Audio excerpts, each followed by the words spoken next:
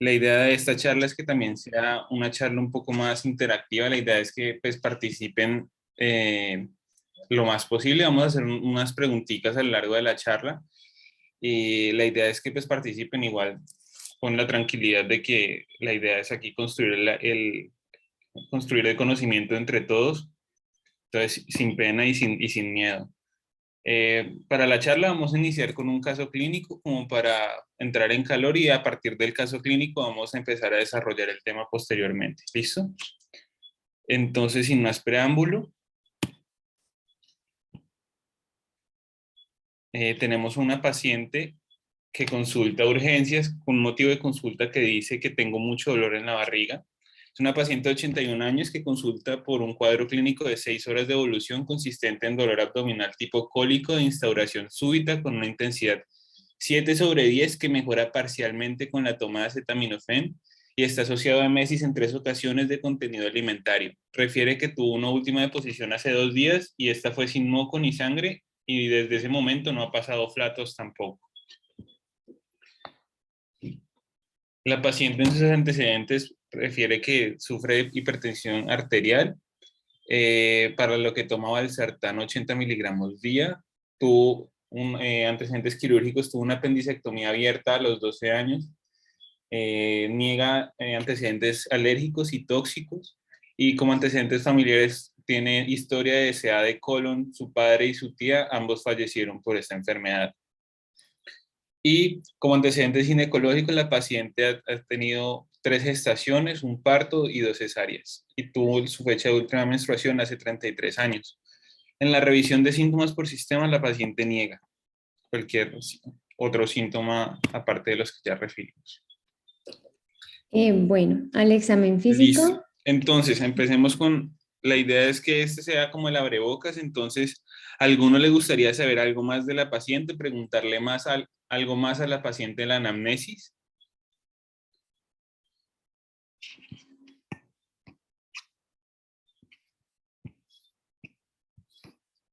De pronto, ¿al cuánto tiempo de instaurado el cuadro clínico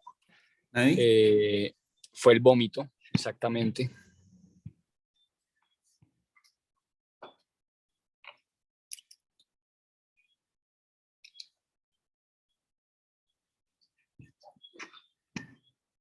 No, nadie le gustaría saber nada más de la paciente en la anamnesis.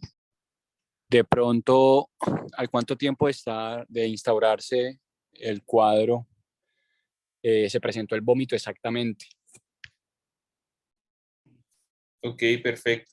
Entonces la paciente dice que desde que lleva 2 días sin hacer deposiciones y apenas inició hace 6 horas con el dolor abdominal y los cuadros eméticos. ¿Algo más?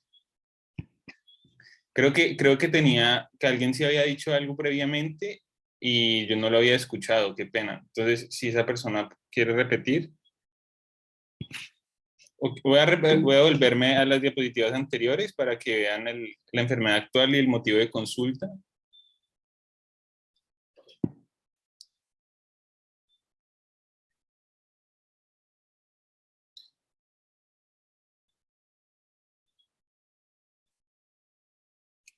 Bueno, listo. Y ya sabiendo eso, ¿qué les llama la atención de la historia de la paciente?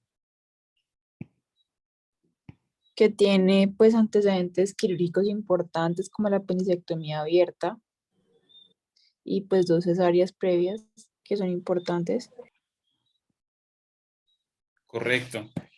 Y además también tiene el antecedente familiar del SEA de colon. Además, importante preguntarle, por ejemplo, si ha tenido episodios similares previamente, porque pues no sabe si ella ya ha tenido pues un cuadro similar y si los tuvo, cómo se resolvieron. ¿Listo? Entonces, continuando con el cuadro.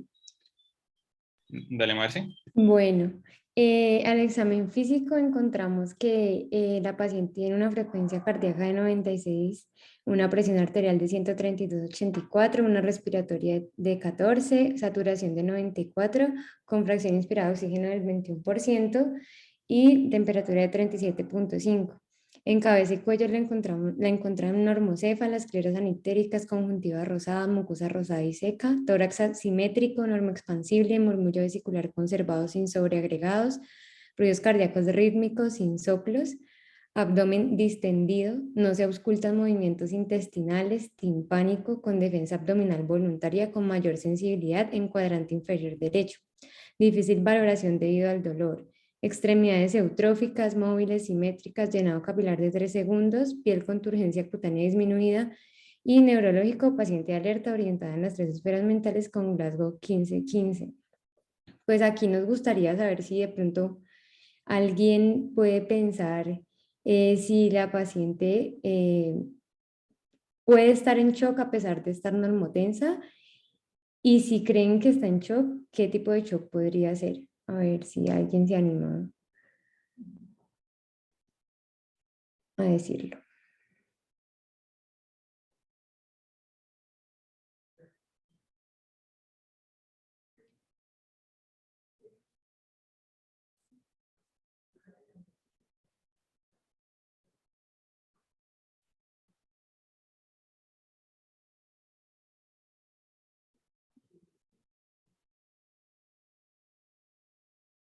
O mejor, iniciemos con esto, iniciemos con que alguien del público se atreve a hacer como un análisis de la paciente, o sea, si fuera su paciente en urgencias y ustedes estuvieran haciendo la historia clínica, ¿qué pondrían en el análisis?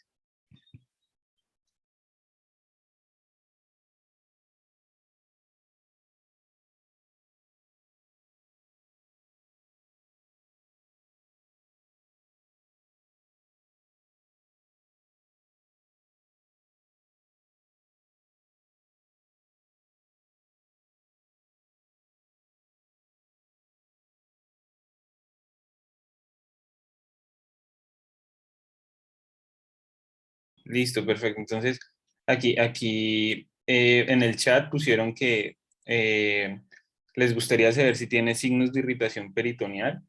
Pero entonces, la evaluación del abdomen es así, como la muestra. Entonces, distendido, no se ocultan movimientos intestinales y está timpánico, tiene la defensa abdominal voluntaria. Sin embargo, llama la atención que sí tiene mayor sensibilidad, es decir, le duele más cuando uno palpa el cuadrante inferior derecho. ¿Listo? Y también pusieron que sí podría ser obstructivo. Entonces, eh, listo. Entonces, a lo que queríamos llevar las preguntas era que si notan aquí en el examen físico tenemos una paciente que está pues con claros signos de deshidratación. Si ustedes se dan cuenta, aquí en el examen físico ponemos que tiene una mucosa rosada y está seca. La paciente, pues a pesar de que no está hipotensa, sí está pues iniciando con la frecuencia cardíaca en el borde superior de la normalidad. Además, aquí en la turgencia de la cutánea está disminuida, que también se le podría atribuir a la edad de la paciente. Sin embargo, pues en el cuadro en el que está la paciente, es importante sospechar y además tener cuidado con el estado pues, de hidratación de la paciente.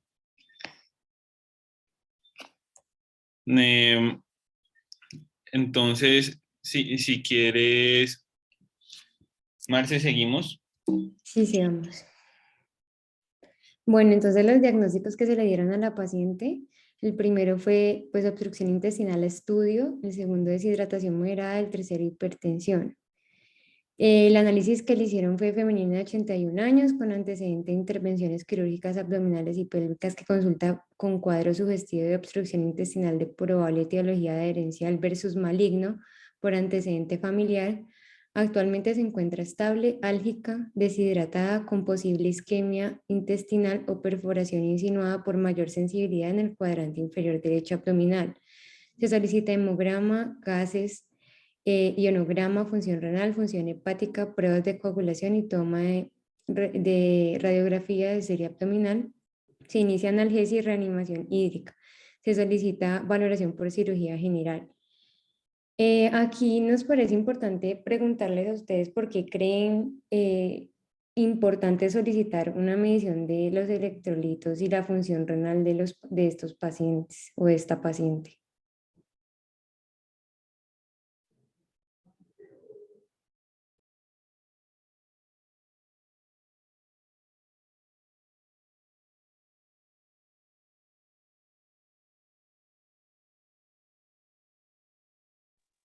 Pues en el caso de los electrolitos puede ser porque como ha vomitado y ha tenido un cuadro gastrointestinal, también podría estar deshidratada.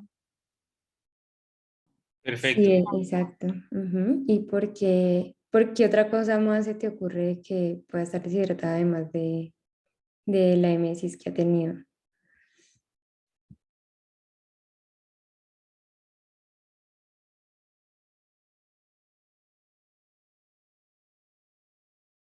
Bueno, acordémonos que los electrolitos también se absorben a nivel de intestino.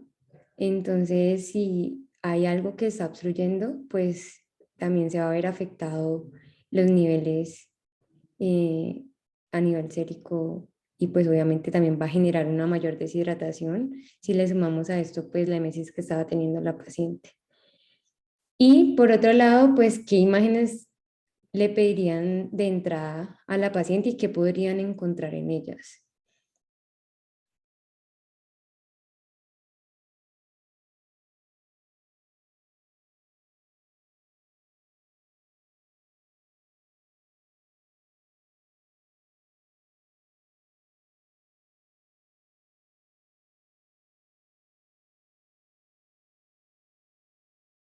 ¿A nadie se le ocurre qué imágenes le podrían pedir a la paciente? Es decir, Eh, dale, dale, dale, Luis. pues se le pediría un tag de abdomen y creo, si no estoy mal, que también piden o sea, de abdomen y pelvis. Con contraste, pues sería como la imagen inicial en una obstrucción aguda. Sí, exacto. El TAC es muy importante para evaluar aquí esta patología a estudio en la paciente. Aunque tengamos en cuenta que pues estamos hablando, apenas estamos haciendo el abordaje inicial a esta paciente. O sea que si ustedes se dan cuenta, tenemos unos diagnósticos de trabajo de obstrucción intestinal a estudio. Entonces, pues es cierto que para estudiar bien la etiología de la obstrucción intestinal, pues es mucho mejor la tomografía abdominal con contraste. Sin embargo, pues la imagen inicial generalmente sería una serie abdominal. De hecho, podría ser incluso una radiografía abdominal o en decúbito si la paciente, pues si queremos ver los signos radiográficos de obstrucción intestinal que vamos a ahondar más adelante en la charla. Y también si estamos ante una paciente que está muy álgica, que además tiene ya signos de irritación peritoneal y en la que sospechamos que ya haya perforación, podríamos pedir también una radiografía de abdomen estando de pie para valorar si hay neumoperitoneo y evaluar si hay pues, la perforación de víscera hueca. ¿Listo? Pero está muy bien que piensen en la tomografía porque pues, realmente en la tomografía, porque con la radiografía realmente intentamos ver los signos, pues confirmar el diagnóstico de obstrucción y ya sería con la tomografía que entraríamos a estudiar un poco más la etiología de la obstrucción como tal.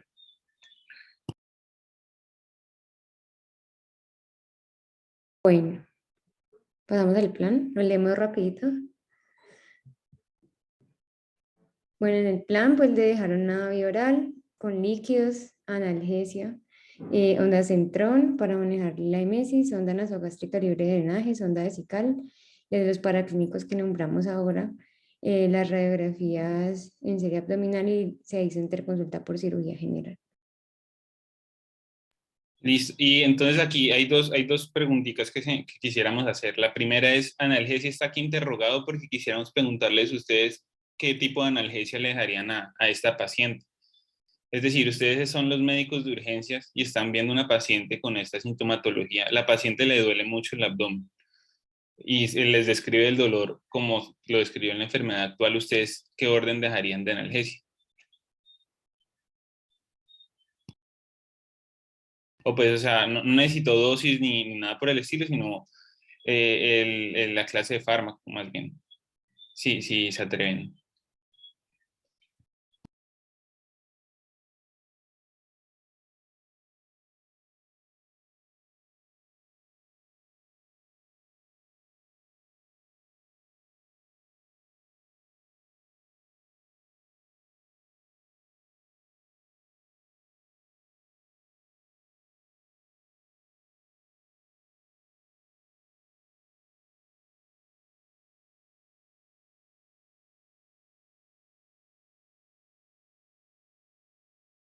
Bueno, listo, entonces no se preocupen que igual más adelante en la charla vamos a elaborar un poquito más de eso.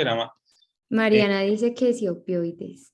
Listo, entonces la respuesta corta es que en la mayoría o en las guías que vimos, la mayoría recomendaban sí dar una analgesia con opiáceos por varias razones que vamos a tratar más adelante en la charla, pero exactamente, está muy bien esa opción. Y lo que queríamos saber es que si ustedes piden las imágenes diagnósticas para diagnosticar una obstrucción intestinal, ¿ustedes qué esperan ver en esas imágenes? Es decir, ¿cuáles son los signos radiográficos o imagenológicos sugestivos de una obstrucción intestinal? ¿Alguno se sabe alguno? No tienen que ser todos, el que se sepan. De pronto que haya dilatación de las asas intestinales y niveles hidroaéreos. Perfecto. Ujú. Ese está muy bien. Entonces sería la dilatación proximal a la obstrucción, en el caso de una obstrucción mecánica, y los niveles hidroaéreos. Perfecto. ¿Alguien más?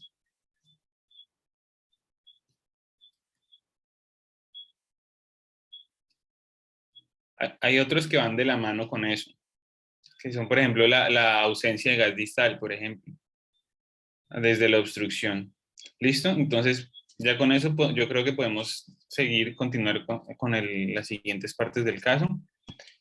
Entonces ya aquí ustedes ya le dieron esas órdenes a la paciente, con esas órdenes la paciente quedó ahí en observación de urgencias, y estos son los paraclínicos que les llegaron a ustedes después de pasar esas órdenes. Entonces, ¿alguien me puede ayudar, por favor, interpretando estos paraclínicos?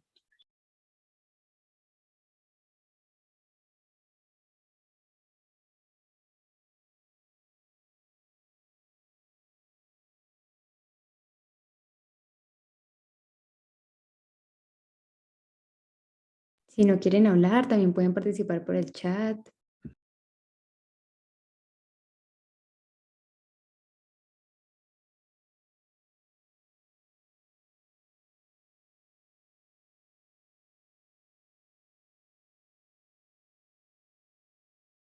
¿O qué les llama la atención de los paraclínicos, de estos resultados? Que incluso ahí tienen el chancuco con el resaltado.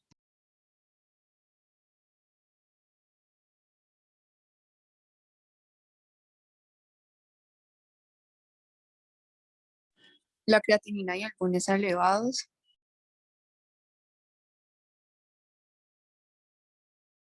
Correcto, entonces estamos en el chat están poniendo que hay una leucocitosis a expensas de los neutrófilos, es correcto. Las pruebas de función renal, como dicen, está con pues, elevación de la creatinina y el boom. El potasio está con una hipocalemia leve. ¿Y qué me dicen de los gases arteriales?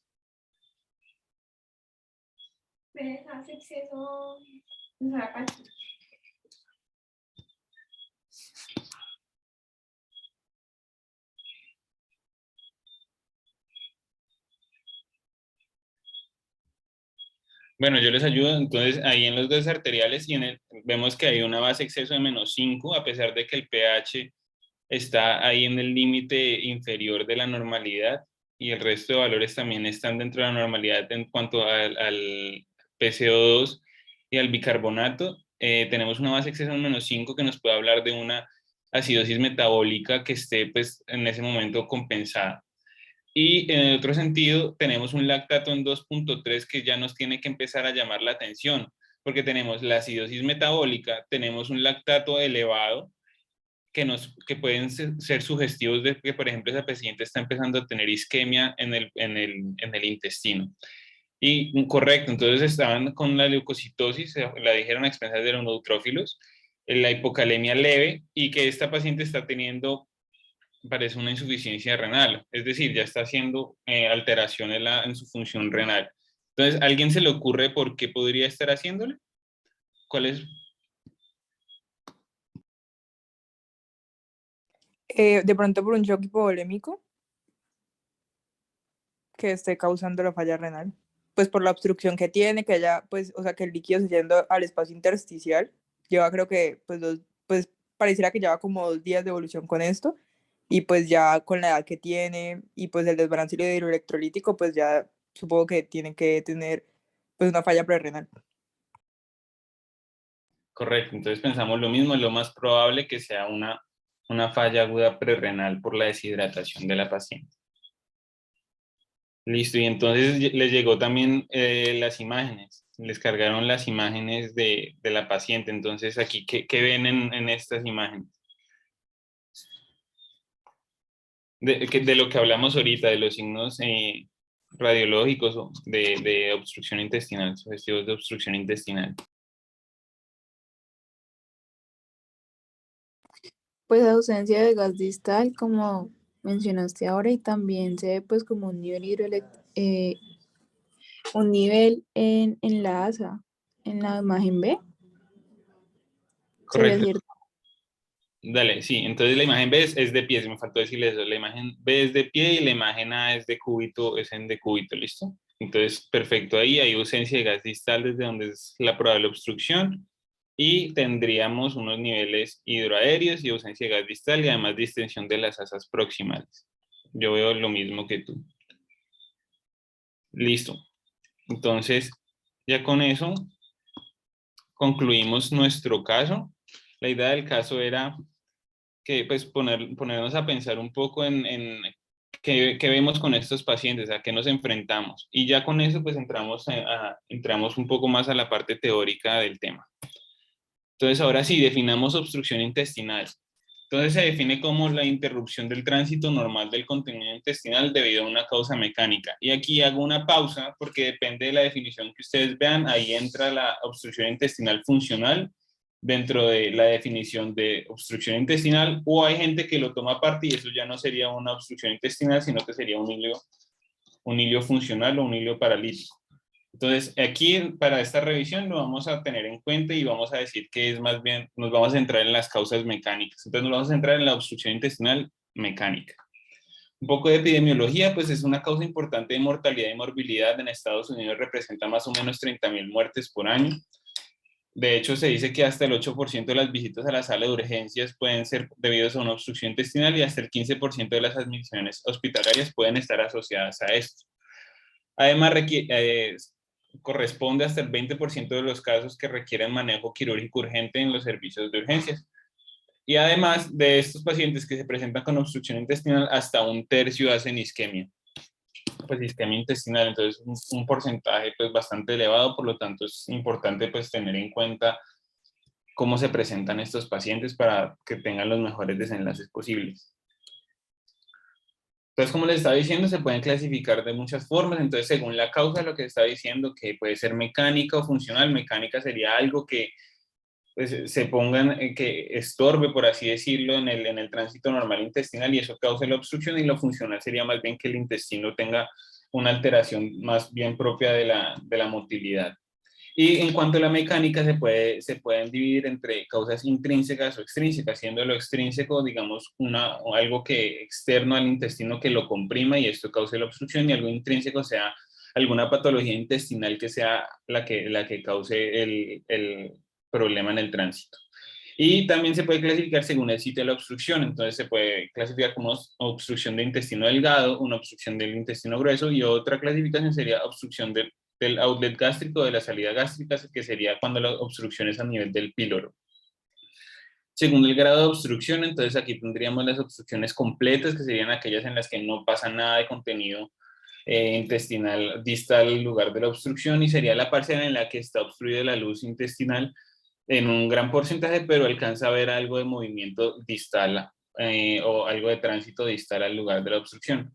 Importante tener en cuenta que no todas las obstrucciones completas son iguales. Por ejemplo, hay unas más graves que otras, que son, por ejemplo, las que son de asa cerrada. Asa cerrada es que, por decir, hay una obstrucción a nivel proximal y distal, en donde además se compromete, pues, aparte del tránsito, se compromete rápidamente el drenaje venoso y además la irrigación arterial. Entonces, estos serían, por ejemplo, el caso de los vólvulos, en el que pues se complican muy rápidamente con la isquemia.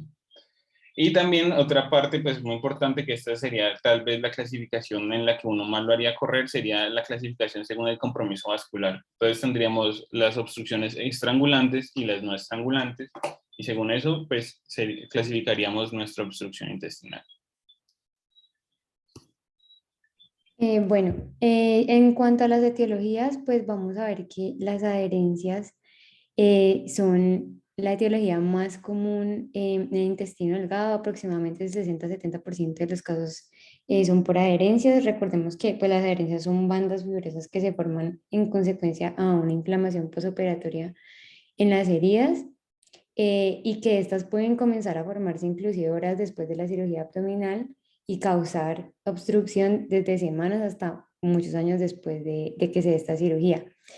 Esto se va a ver relacionado con la historia de cirugía abdominal, que de pronto tenga antecedentes de TBC abdominal y la técnica quirúrgica utilizada.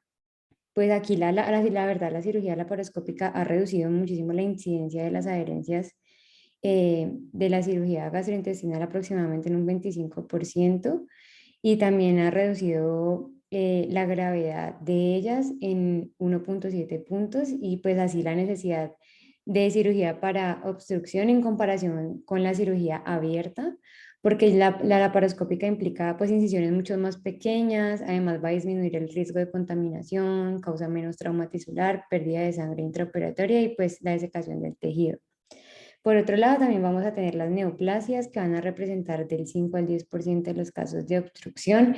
Estas son mucho más frecuentes en las obstrucciones de intestino grueso y pueden causar obstrucción por compresión extrínseca. Especialmente se ha asociado en mayor medida pues, a los diferentes tipos de cánceres, como el de colon o el de ovario. La inflamación, pues que se da pues, por la misma inflamación, valga la redundancia, del tejido y la exposición de este al contenido intestinal, a materiales extraños o la desecación.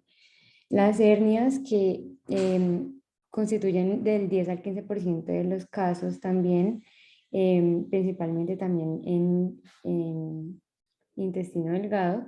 Las hernias externas, por ejemplo, como las femorales, las inguinales e incisionales, pues van a causar esto mucho más que las internas.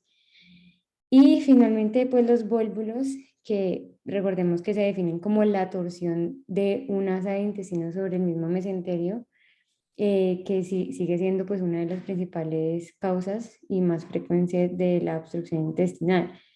Y aquí hay que tener en cuenta que esto involucra tanto colon sigmoide como el ciego, que van a ser los sitios como más comunes de presentación de los vólvulos en adultos. Em, y pues tener siempre presente que los pacientes nos pueden mostrar características de obstrucción, como lo son el dolor abdominal, la distensión, los vómitos biliosos o inclusive isquemia intestinal y gangrena. Y aquí hay, pues, hay un signo muy patognomónico, que es el signo del torbellino o el signo de la moneda. Entonces, listo, sigamos. Listo, entonces ahora vamos a hablar de la fisiopatología. Entonces yo sé que esta diapositiva se ve un poquito como sobrecargada, pero entonces vamos a ir descomponiéndola poquito a poquito. Entonces tenemos un paciente que tiene obstrucción intestinal, entonces esto va a llevar a que haya una dilatación proximal del asa intestinal que está pues obstruida. Esto me va a llevar a dos cosas, entonces ahí se va a, uno, se va a pues, mantener o se va a acumular bolo alimenticio, entonces esto va a causar un secuestro de líquido pues por el mismo gradiente osmótico, y esto además se va a sumar a que se va a hacer pues un stop en el tránsito intestinal, entonces va a causar que el paciente todo lo que no pueda salir por la vía distal empiece a acumularse y intente pues buscar forma de salida, y esto se va a traducir en náuseas y emesis. Y pues estas dos causas van a llevar a los trastornos hidroelectrolíticos de estos pacientes, y esto pues obviamente sumado a que ya no va a haber una adecuada absorción pues distal al sitio de la obstrucción.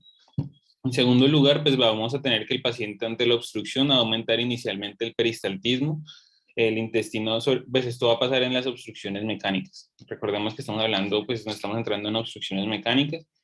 Entonces, pues esto va a ser porque el intestino va a intentar vencer esa resistencia que está causando la obstrucción, y esto el paciente lo va a percibir como un dolor tipo cólico. Entonces, el peristaltismo aumentado le va a doler al paciente como cólico, pero finalmente, pues si el intestino no logra vencer esa resistencia, eventualmente se va a fatigar el músculo liso, y eso va a llevar a que el paciente ya no tenga peristaltismo. o sea, lo examinamos, lo auscultamos y el paciente no va a tener peristaltismo, entonces esta fue la secuencia de eventos que llevó a eso. Tercer lugar, pues el paciente va a hacer un edema, va a haber pues un aumento de la presión intraluminal que además va a comprometer el drenaje venoso del tejido pues intestinal. Esto además va a llevar a que haya un aumento del edema de la pared intestinal y esto con el tiempo va a llevar un compromiso del riego sanguíneo pues de la irrigación arterial de la pared intestinal, que finalmente se podría traducir en isquemia y necrosis, y esta pared necrosada es mucho más fácil que se perfore y pues una vez esto pase pues tendríamos una perforación y pues tendríamos ya una peritonitis. Y se me movió todo. Por último, pues en el intestino que está obstruido va a haber una proliferación bacteriana que finalmente va a ser lo suficientemente grande que va a llevar a la traslocación de estas al peritoneo y a los vasos sanguíneos, y esto va a traducirse en que el paciente pues podría desarrollar un síndrome de respuesta inflamatoria sistémica. Entonces todo esto que les acabo de decir se los dije para tener en cuenta que se lo podríamos traducir en tres cositas sencillas. Estos pacientes van a hacer un desbalance hidroelectrolítico, van a tener un aumento de la presión intraluminal que va a llevar un compromiso vascular del tejido que podría traducirse en isquemia y perforación. ¿Listo? Entonces, ¿cómo se nos van a presentar estos pacientes? Se nos van a presentar con 4 signos que son pues muy sugestivos de obstrucción intestinal cuando se presentan en conjunto. Entonces sería el dolor abdominal, ya las características pues lo hablamos. Cuando el paciente ya no tiene el peristaltismo o cuando ya el músculo liso está fatigado, también va a haber dolor, pero va a ser un dolor más asociado a la distensión abdominal, no tanto al tipo cólico, ¿listo? Entonces el dolor abdominal, la emesis del paciente, contenido alimenticio, incluso fecaloide, la distensión abdominal y además ausencia de posición y flatos. ¿Listo? Entonces cuando tengo un paciente con estos signos y síntomas, yo tengo que preguntarme inicialmente 3 cosas, o más bien evaluar de entrada 3 cosas. Evaluar el estado hemodinámico de ese paciente, evaluar si ese paciente tiene en ese momento un abdomen agudo y evaluar si el paciente tiene cirrosis. Bueno, entonces en cuanto a nuestro abordaje, pues primero ver qué paraclínicos tenemos que pedir, entonces qué alteraciones podemos encontrar en ellos, entonces en el hemograma que podemos encontrar una leucocitosis marcada, esto porque ellos se pueden elevar si hay como una especie de traslocación bacteriana al torrente sanguíneo o se ha producido es sugestivo de una perforación intestinal, los electrolitos, entonces tener en cuenta el sodio, el cloro, el magnesio, el calcio, porque si hay disminución de ellos, pues esto va a favorecer a que también se dé un mayor hipoperistaltismo y pues además que como que se perdure esa deshidratación, ese estado de deshidratación del paciente y que lo pueda llevar eso a un shock más adelante. Los gases, entonces, que se pueden tener niveles bajos de bicarbonato, el pH también puede estar bajo. Cuando tenemos una acidosis, el lactato pues siempre va a tender a estar elevado y pues también se puede observar una alcalosis metabólica hipoclorémica, hipopotasémica, cuando los pacientes también cursan con emesis. En cuanto a la función renal, pues lo que hablábamos ahora, porque la función renal nos ayuda a excluir una insuficiencia prerrenal y esto siempre de la mano con los electrolitos. Y pues por el previo shock que de pronto el paciente puede tener y que lo esté llevando a eso. Las pruebas de función hepática nos hacen pensar, más que todo cuando de pronto se da la posibilidad de que el paciente tenga un hilio biliar, que es un tipo de obstrucción intestinal que se va a provocar porque se da un cálculo biliar generalmente pues grande, que se expulsa por la vía biliar y que hace una vía anómala a intestino, entonces eso causa una especie, pues puede causar la obstrucción y puede ser la causa de la obstrucción. Y pues los hemocultivos, pues pensando de pronto en la sepsis y en todo este shock que el paciente pueda tener. En cuanto a las imágenes, entonces, como primera instancia siempre la radiografía, donde siempre pues típicamente va a mostrar como una dilatación del intestino fuera de la proporción con la del colon, en donde la dilatación del intestino se define como mayor o igual a 3 centímetros de diámetro y donde los criterios radiográficos sugestivos de obstrucción pueden ser pues los múltiples niveles hidroaéreos que sean mayores o iguales a 2,5 de largo, que haya niveles hidroaéreos diferenciales, donde la diferencia sea mayor a 5 milímetros en las alturas de los niveles hidroaéreos individuales en las asas intestinales, donde también se pueda tener pues los signos de collar de perlas o cuentas, que eso se da porque hay pequeñas cantidades de gas remanente atrapada dentro de la porción superior de los pliegues entre las valvas. Y pues esto genera como una disposición que se asemeja a ese collar de cuentas. Y pues la ausencia del gas distal que nombramos. Bueno, entonces en cuanto al TAC, que es fundamental en el diagnóstico pues, de la obstrucción y la detección de los signos radiográficos de isquemia intestinal en la evolución, que de pronto una radiografía no puede identificarlo, recordar que pues la verdad tiene una sensibilidad y una especificidad y una precisión en la detección pues muy alta, por lo que la hace como el gold standard para el diagnóstico. Y pues en la determinación de la etiología nos ayuda a identificar el punto de transición, a distinguir qué tipo de obstrucción es, si es completa o si es parcial y si es de bajo o alto grado. Además nos ayuda a distinguir los signos de isquemia, necrosis o perforación, si hay engrosamiento mural o realce mural, si de pronto hay edema mesentérico o neumatosis intestinal que hace referencia al aire intramural. Y los hallazgos radiológicos que podemos encontrar sugestivos de obstrucción va a ser pues, la dilatación de las asas proximales de intestino, donde va a estar pues, llena de gas, las asas de intestino delgado distal colapsadas y un punto de transición abrupto entre estos dos segmentos intestinales. Para diferenciar eso, pues nos plantean unos criterios. Los mayores que va a ser pues, tener una dilatación del intestino mayor de 3 centímetros de diámetro sin dilatación colónica significativa, es decir, menor de 6 centímetros de diámetro colónico, y tener un punto de transición de intestino delgado dilatado a colapsado.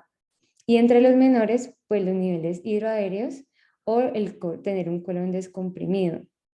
Aquí en la imagen en que les muestro ahí, en la imagen A, pues vamos a ver una radiografía simple de abdomen en decúbito supino de una paciente que tiene una enfermedad de Crohn, donde pues nos muestran numerosas áreas de intestino delgado distendidas llenas de aire que miden aproximadamente 3 centímetros de diámetro y que no presentan asas del intestino grueso dilatadas. Y pues estas características radiográficas nos van a hacer sospechar de una obstrucción de intestino delgado. Ya en la imagen B de la derecha es un TAC abdominopélvica con contraste oral intravenoso en el mismo paciente de la figura A, donde pues nos va a mostrar la dilatación prominente del intestino delgado con las asas intestinales de 3 centímetros aproximadamente de diámetro, proximales a ese estrechamiento luminal severo del ilio terminal, que es donde está la flecha marcando ahí. Y pues ahí ese hilio nos podría sugerir pues que se está presentando una enfermedad activa con ese engrosamiento de la pared circunferencial severo por ese edema mural y la hiperemia que se produce en la mucosa por toda esa inflamación. Listo, sigamos. También tenemos la resonancia, que en realidad no es muy utilizada, pues, y además toma más tiempo, es mucho más costosa y tiene una calidad de imagen, digamos, más variable que el TAC.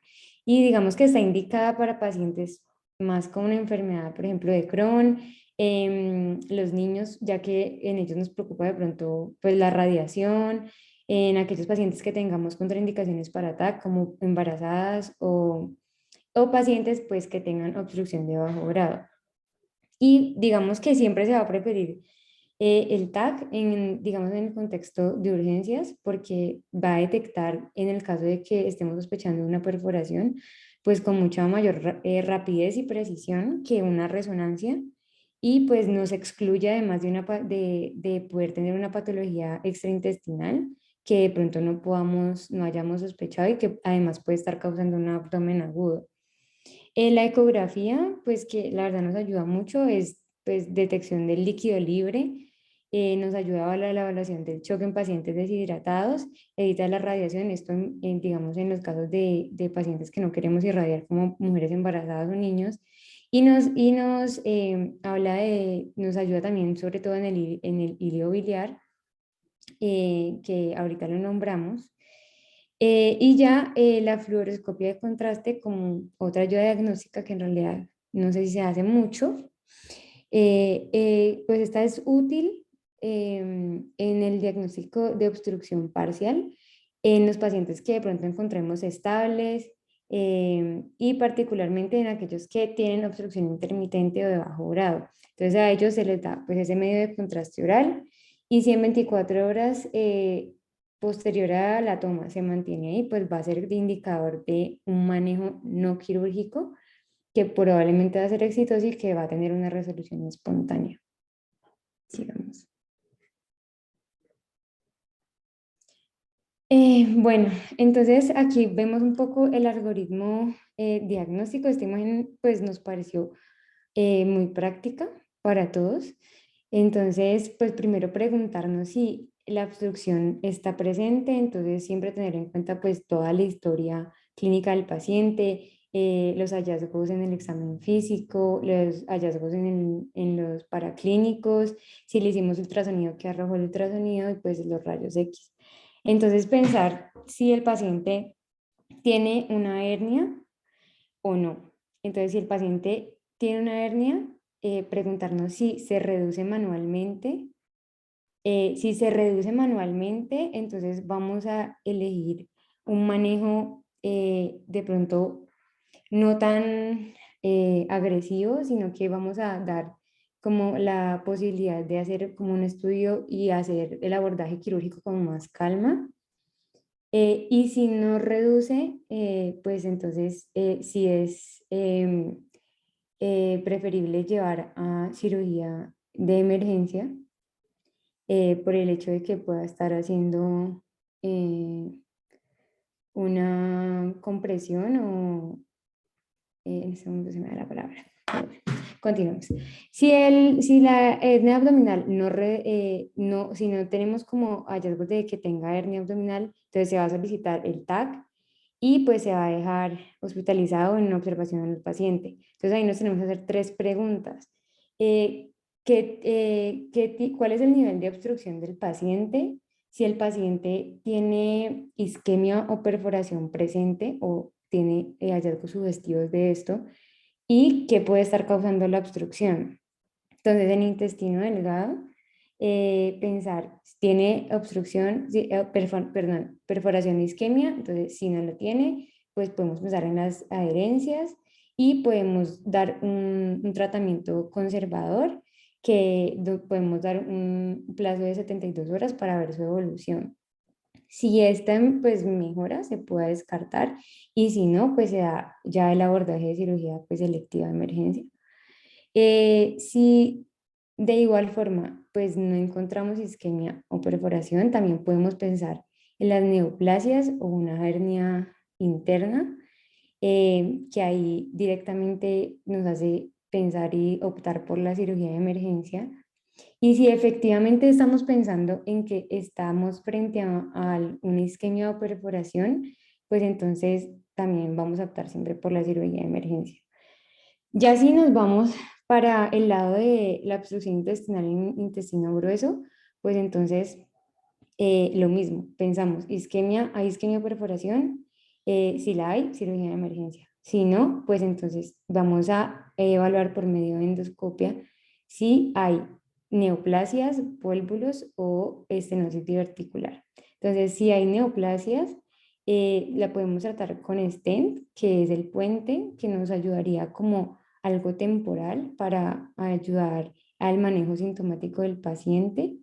Entonces, ¿funciona? Si funciona, pues entonces le damos el tratamiento conservador que sea eficiente y le damos como un abordaje con más calma posteriormente para el abordaje quirúrgico, porque de igual forma la neoplasia, que es la causante de la obstrucción, pues hay que eh, solucionarla de cierta forma. Y si no funciona, si igual se hace cirugía de emergencia. Si en la endoscopia encontramos volvulos, entonces si hay desrotación o no, entonces si no la hay, cirugía de emergencia. Si sí la hay, pues entonces damos tratamiento conservador y esperamos a dar un abordaje con más calma para a nivel quirúrgico. Y si a nivel diverticular, de estenosis diverticular, pues le podemos dar de una el tratamiento conservador y pues ya evaluar si el paciente necesita o no, pues ya de una cirugía electiva. Y si no, pues ya descartamos el diagnóstico. Entonces, pues como ven, en realidad el algoritmo es como muy práctico y pues nos ayuda de pronto a esclarecernos dependiendo de la situación en la que nos estemos enfrentando, que es como lo que les queríamos traer hoy, que sea algo como sencillo y que pues sea práctica para la vida profesional y de estudiantes. A tener en cuenta de este gráfico es que pues uno de que es un cuadro pues hecho por cirujanos de emergencia, entonces pues obviamente está con una toma de decisiones pues más también que va más allá del nivel de competencia de un médico general y entra más como en terreno quirúrgico. Pero para nosotros es lo que dice Marcela, perfecto, o sea, ir descartando de lo más común a lo menos común. Entonces, digamos, aquí el abordaje de la hernia sería diferente, entonces por eso se descarta inicialmente. Después de entrada sería ver lo más grave, que si está perforado o isquémico. Si no, pues ya uno tiene de pronto un poquito más de tiempito y seguir el resto del algoritmo. Básicamente eso es como el algoritmo, como lo que queríamos como resaltar del algoritmo. Y ya hablando del manejo, pues entonces el manejo de los pacientes con obstrucción intestinal tiene dos pilares. Es decir, hay dos cosas que se le debería hacer a todos los pacientes que lleguen con obstrucción intestinal, independientemente del nivel de obstrucción, de cómo lleguen, de si está en shock, si está o todavía está pues compensado. Lo que deberíamos hacer es una descompresión intestinal. Entonces, ¿cómo se hace eso? Se hace de dos formas. Inicialmente uno le pone una sonda nasogástrica al paciente y deja que drene esa sonda a libre demanda, es decir, que salga por la sonda el contenido pues, intestinal que sea necesario. Y en segundo lugar, y uno se la deja al paciente puesta. Y en segundo lugar, el paciente queda con nada vía oral. ¿Listo? O sea, el paciente a partir de que llega, nada vía oral y queda con la sonda nasogástrica para lograr la descompresión. Y en segundo lugar, vamos a hacer la reanimación hídrica de estos pacientes. Por todo el cuadro fisiopatológico que hablamos previamente, estos pacientes son pues muy dados a deshidratarse y a descompensarse a nivel hidroelectrolítico. Entonces, por eso pues vamos a hacer la reanimación. Esta se hace con cristaloides. ¿Qué tan agresivos vamos a hacer? Pues depende, como en todos los casos, de qué tan estable o qué tanto líquido necesita el paciente. La analgesia, como dijimos en el caso de entrada, se recomienda que sea con opiáceos, como en la mayoría de los casos de dolor abdominal. Y cuando uno vaya a un antiemético, se recomienda que estos no sean prokinéticos. Por ejemplo, se recomienda no dar la clopramida porque esta, pues se puede, al ser un prokinético, se puede facilitar un poco más la perforación intestinal. ¿Listo?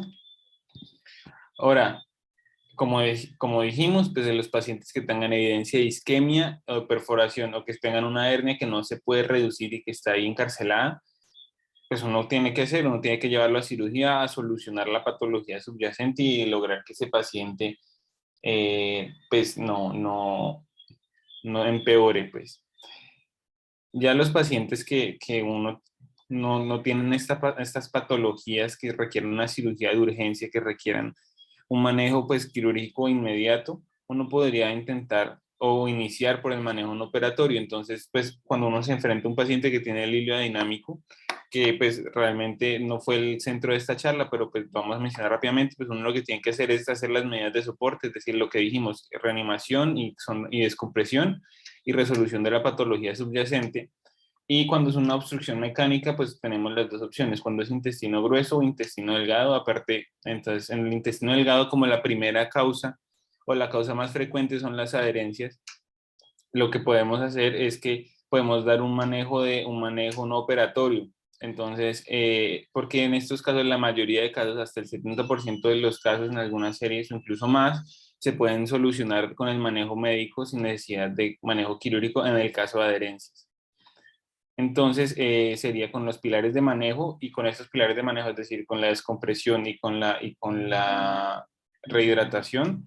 Esos pacientes uno les puede dar hasta 48 y 72 horas para que se solucione la obstrucción. Incluso uno podría ayudarles con la administración de un contraste soluble en agua para que uno, pues uno ir evaluando cómo va el tránsito intestinal y en segundo lugar, pues ayude un poco pues en el manejo.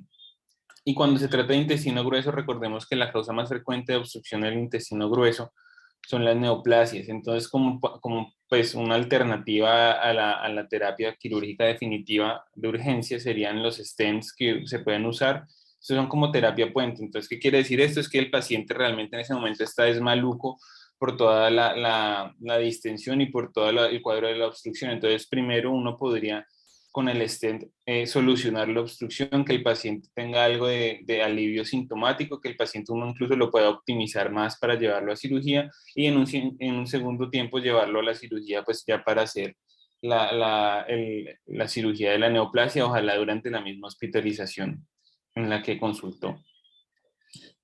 Entonces, eso básicamente fue como la presentación que les queríamos traer. Fue pues una presentación muy, intentamos ser muy puntuales, no extendernos tanto e intentar ser muy prácticos. Entonces,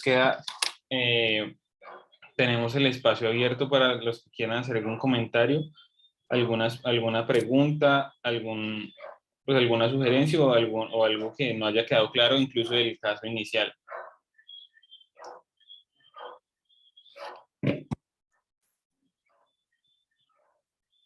Nicolás García tiene la mano levantada. Una revisión pues muy completa, muchas gracias.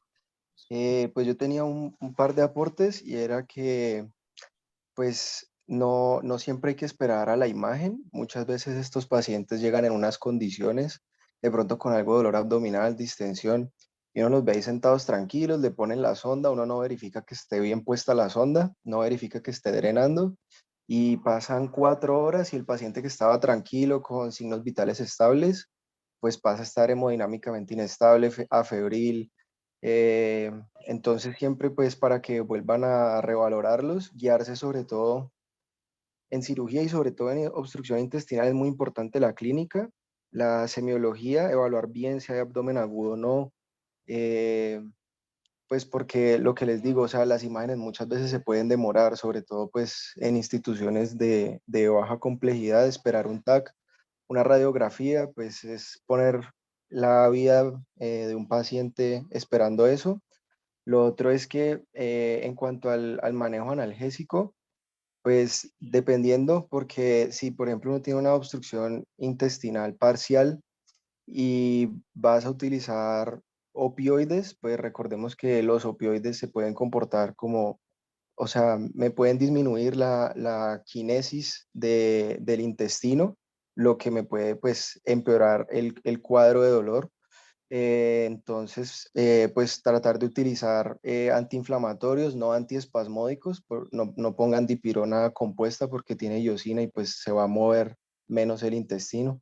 Eh, entonces, pues nada, recordar como esas cositas, guiarse por la clínica y pues tampoco se confíen. Uno hay veces que el cirujano lo valora y dice, no, tranquilo, no hay que operarlo por ahora, manejo conservador y uno no lo vuelve a valorar y pueden evolucionar tórpidamente, pues porque el cirujano está de afán o algo y realmente pues uno cuando está de estudiante pues uno es el que, o sea, uno no debería, la responsabilidad es del especialista a cargo, pero uno sí está más cerca de los pacientes, uno puede estar pendiente de ellos y pues uno les puede cambiar el desenlace. Muchas gracias.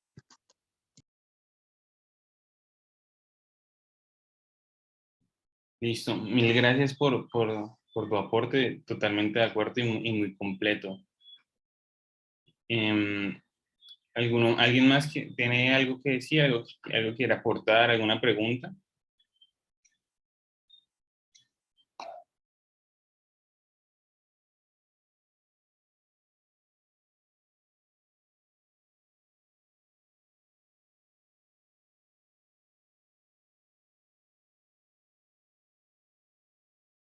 Listo, veo que la doctora Sandra Gutiérrez me pidió la palabra, entonces doctora, adelante.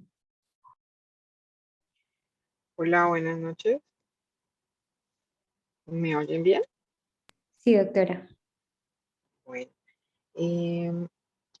yo creo que hacer una revisión de obstrucción intestinal hace muy enriquecedor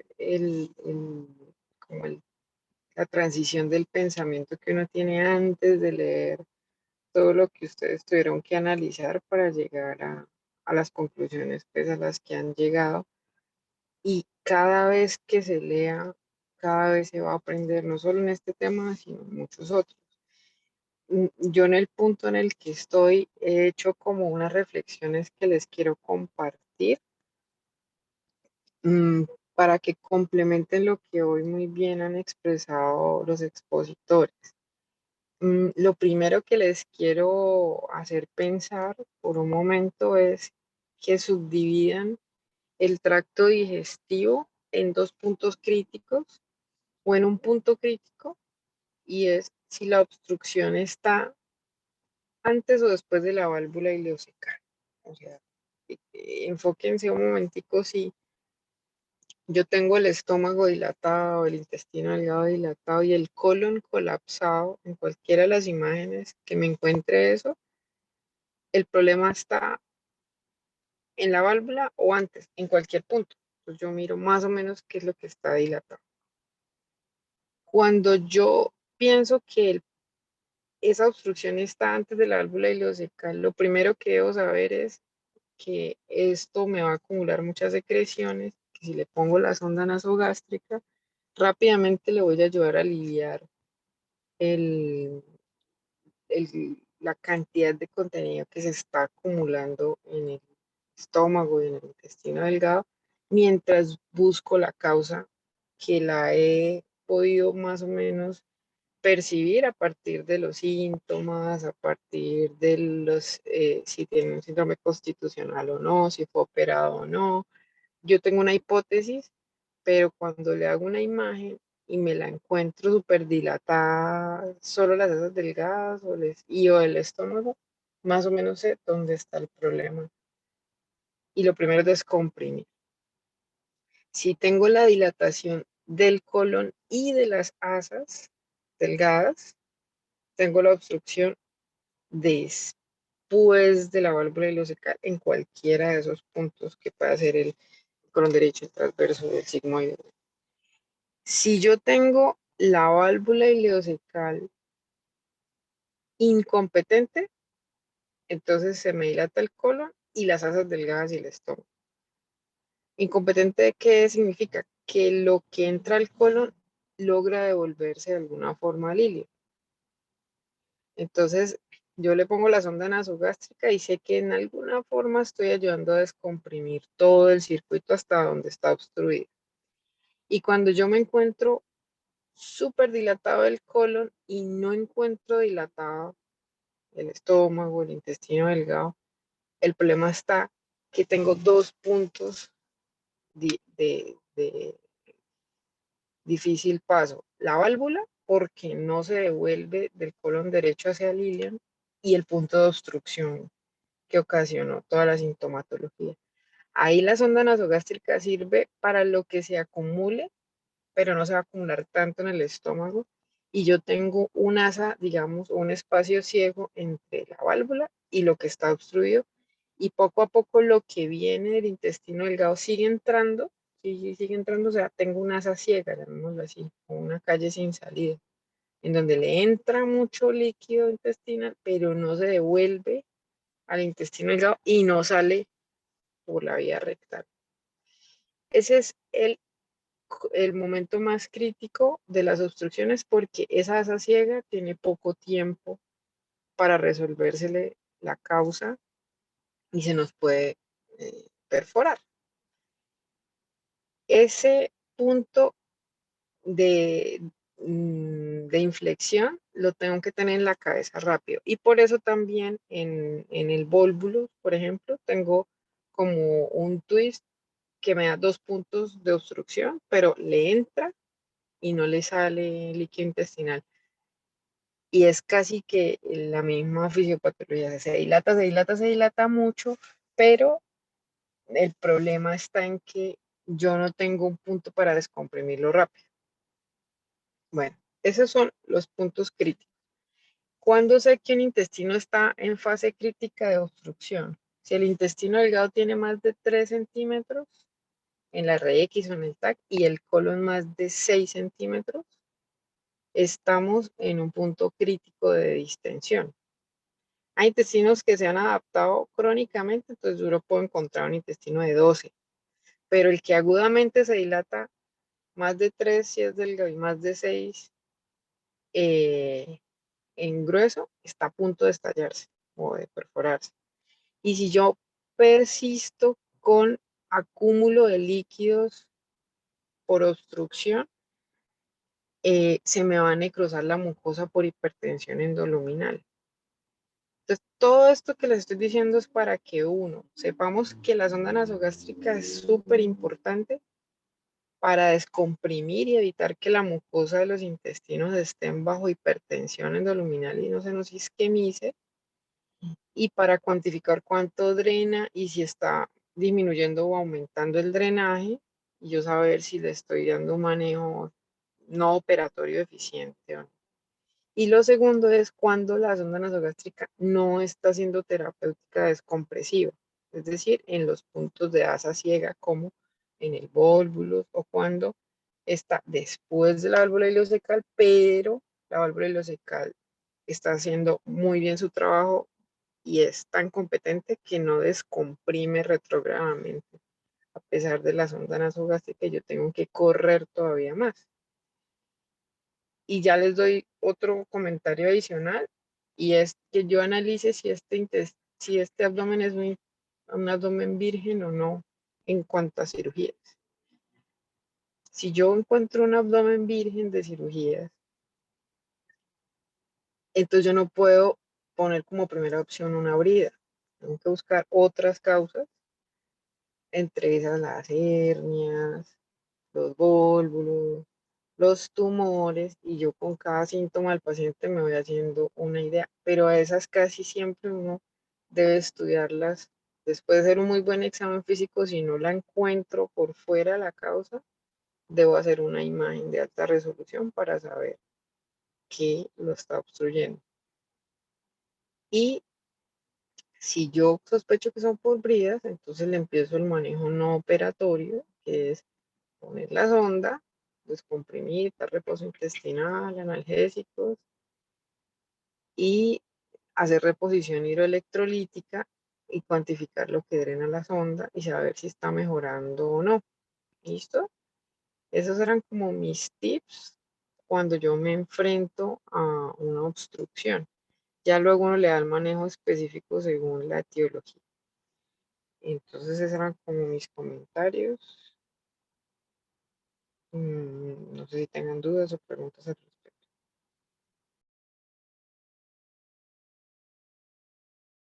¿Alguien tiene dudas con respecto a lo que dijo la doctora?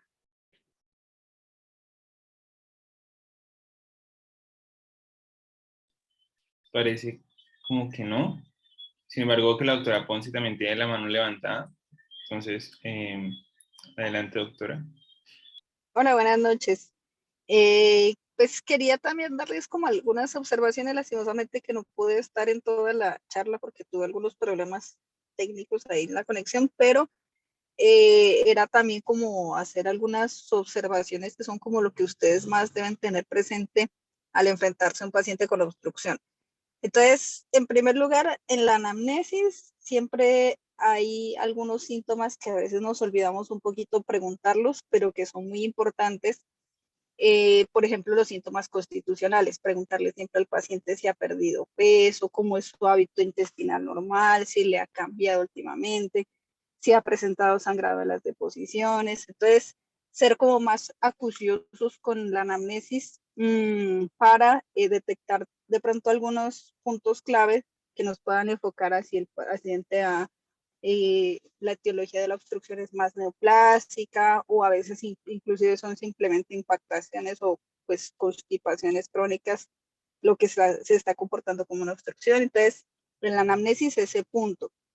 En el examen físico, dos cosas que muchas veces se nos pasan. Uno, que el paciente, el abdomen del paciente siempre se debe evaluar hasta las ingles y mejor dicho hasta la parte proximal de las extremidades inferiores siempre, porque como me imagino que lo revisaron, las hernias son una de las causas importantes de obstrucción intestinal y a veces, y he visto casos muchas veces que se nos ha pasado diagnosticar una hernia encarcelada y se está manejando al paciente con una obstrucción con una sonda, con manejo expectante o esperando alguna imagen o esperando algo más. Y simplemente nos ha faltado bajarle un poquito más el pantalón al paciente, revisar hasta las ingles y eso era una hernia encarcelada desde el ingreso que no se diagnosticó. Y otra cosa importante en el examen físico, el tacto rectal. O sea, nunca omitirlo en una obstrucción intestinal, porque ahí nos va a servir, uno, para guiarnos si realmente se trata de una obstrucción o es un paciente con una impactación.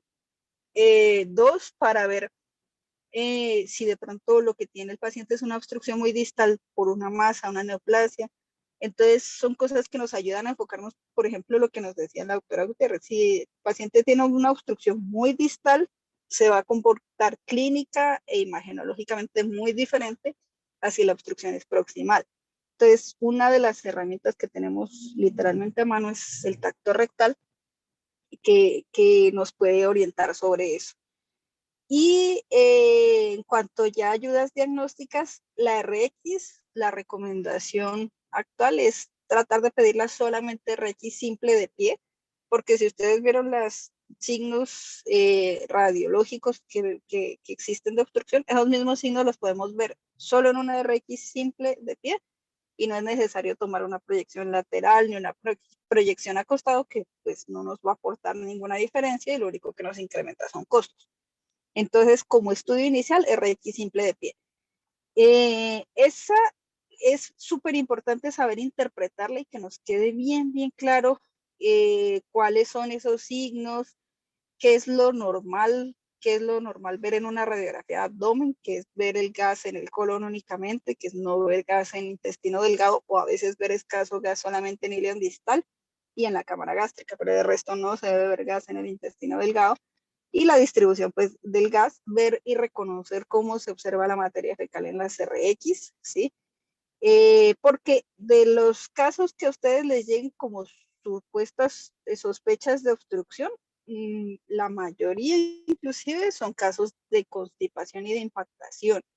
Y en urgencias vemos cada interconsultas que nos pasan, que ni siquiera deberíamos estarlas viendo nosotros como especialistas, y lo que son simplemente impactaciones, pacientes con estreñimientos crónicos y de repente cesan sus deposiciones, llevan 3, 5 días, pero no tienen ningún signo de obstrucción adicional, se observa la RX y es totalmente normal. Entonces, es un paciente que como médicos generales debemos saber enfocar y resolver, obviamente.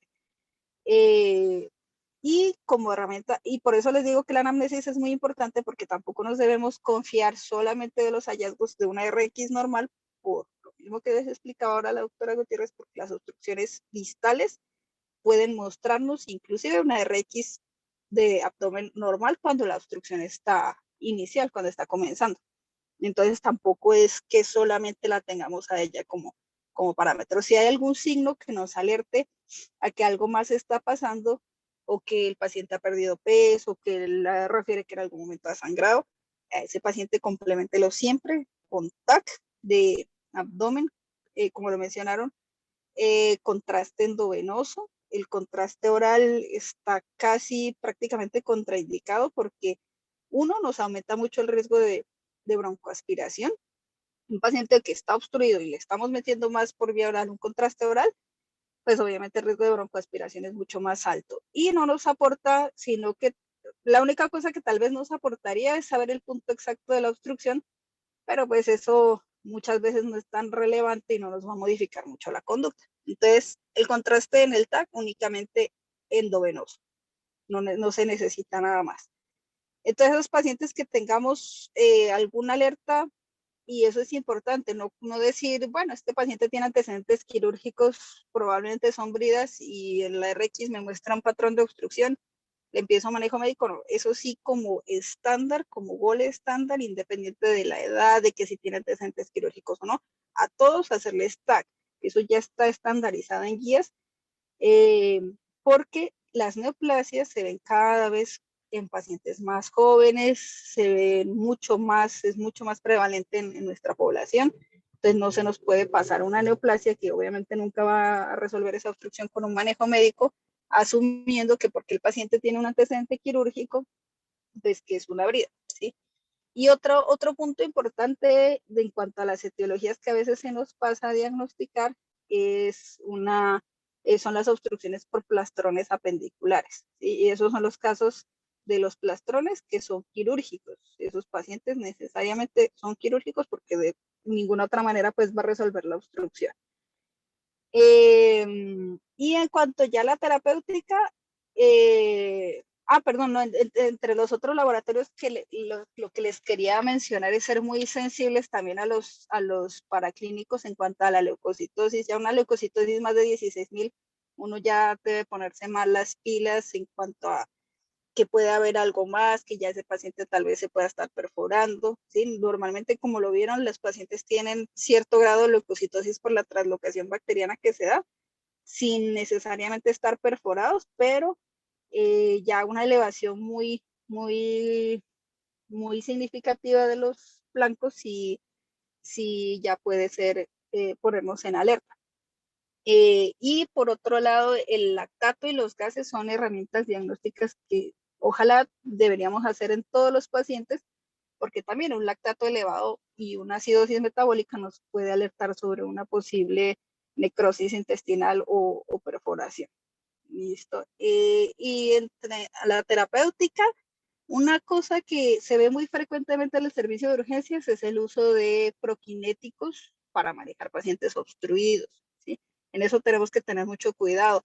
Muchas veces de rutina, porque el paciente llegó vomitando, entonces metoclopramida en automático. Los prokinéticos, como la metoclopramida, como su nombre lo dice, lo que aumentará es el peristaltismo y están peleando ese peristaltismo contra una obstrucción mecánica, lo que va a hacer es que ese paciente termine perforándose. Entonces, el manejo del vómito en una obstrucción intestinal se llama sonda, y no más, y no existe otro manejo del vómito, ¿sí? No existe medicamento alguno, el único manejo es la sonda, que va a evacuar ese contenido y le va a evitar el vómito al paciente y la broncoaspiración. Y de resto, en los pacientes que ya tienen el TAC, se diagnosticó que sí son bridas, esos pacientes necesitan una observación, una vigilancia muy estricta, muy estrecha, y normalmente las primeras 24 horas son las críticas y las que nos ayudan a definir a las 24 horas si el paciente respondió o no a nuestro manejo médico, ¿sí?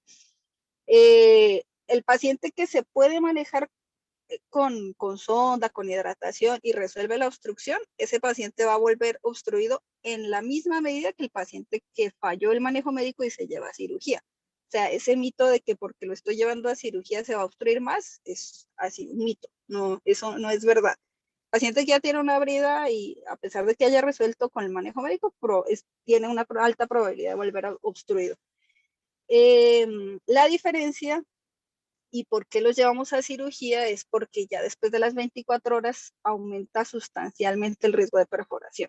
Entonces, por eso ese punto de las 24 horas en que se debe definir si ese paciente lo lleva o no a cirugía, es por eso, porque ahí el riesgo de que se vaya a perforar ese paciente incrementa ostensiblemente. Entonces, a las 24 horas, si yo veo que el paciente no me ha evolucionado bien, no ha presentado ni siquiera flato, sigue muy distendido, la sonda nasogástrica sigue produciendo en muy elevada cantidad, a llevarlo a cirugía sin contemporizar más, porque ese paciente tiene un alto riesgo de obstrucción. Si ya veo algún tipo de respuesta, ya me presenta platos, ahí por ejemplo también tiene utilidad la RX de abdomen en el seguimiento. Si ya veo que en la RX hay algo de gas distal, hay menos distensión de asas, los laboratorios todavía se mantienen bien, puedo incluso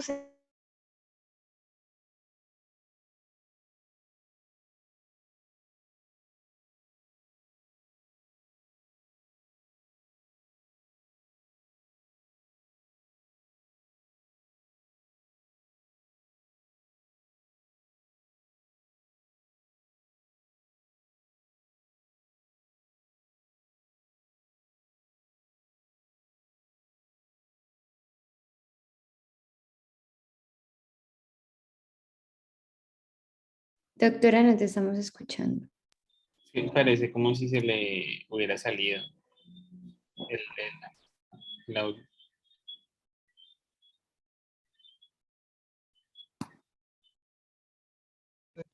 no, creo que me alcanzaron a escuchar hasta el último que dije, no, únicamente no sé si me escucharon,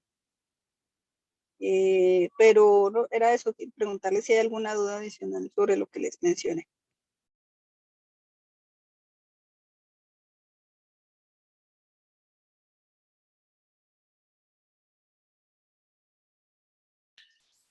Parece que todo claro, ¿no? No sé si la doctora Gutiérrez se le quedó la mano arriba o hay algo más que decir. Ah, sí fue, parece que sí fue lo de la mano arriba. No se me Entonces, quedó la manita levantada. listo, doctora. Listo, entonces parece que no hay más comentarios ni más preguntas del público, según no veo manos levantadas ni comentarios en el chat. Entonces, pues quería agradecerle a todos por sacar de su tiempo para acompañarnos en estos espacios. Espero que les haya gustado la presentación, que hayan aprendido algo y nos vemos después de Semana Santa y a las doctoras igualmente, como siempre, extenderles las gracias por acompañarnos en estos espacios. Pues nada, muchísimas gracias a todos y feliz noche y que tengan una excelente Semana Santa. Muchas gracias, que tengan feliz noche. Gracias a Gracias. todos.